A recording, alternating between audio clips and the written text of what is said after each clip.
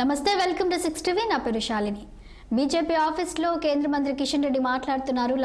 Live చూద్దాం.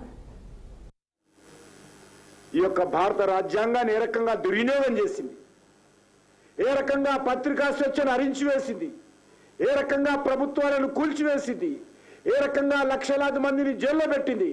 అటల్ బిహారీ వాజ్పేయి గారి నుంచి మొదలు పెడితే లాల్ కృష్ణ అద్వానీ గారి నుంచి ఈరోజు అనేక మందిని పత్రికా విలేకరులతో సహా ఎమర్జెన్సీలో జైల్లో పెట్టి రాజ్యాంగాన్ని అపహాస్యం చేసినటువంటి party Congress party. Congress party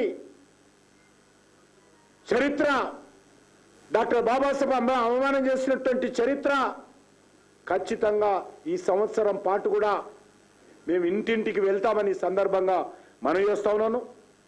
మరి ఈరోజు ఈ యొక్క 75 సంవత్సరాల రాజ్యాంగ గౌరవ ఉత్సవాలను ఘనంగా నిర్వహించేటువంటి కార్యక్రమం చేపట్టబోతా ఉన్నాం.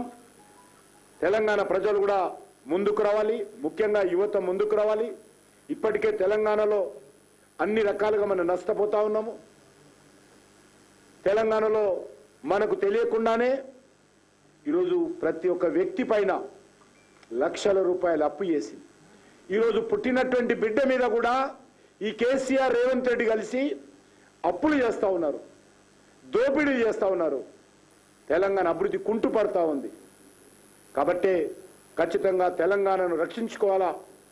సేవ్ తెలంగాణ, సపోర్ట్ బీజేపీ అనేటువంటి నినాదంతో ఈరోజు ముందుకు రావాల్సిందిగా నేను కోరుకుంటూ ఈరోజు చేరినటువంటి వాళ్ళందరినీ కూడా మరి నేను మనస్ఫూర్తిగా భారతీయ జనతా పార్టీలో స్వాగతం పలుకుతా ఉన్నాను, అభినందిస్తా ఉన్నాను. భవిష్యత్తులో హైదరాబాద్ నగరంలో, తెలంగాణ రాష్ట్రంలో యువత పెద్ద ఎత్తున బీజేపీలో చేరాల్సిందిగా స్వాగతం పలుకుతా ఉన్నాను.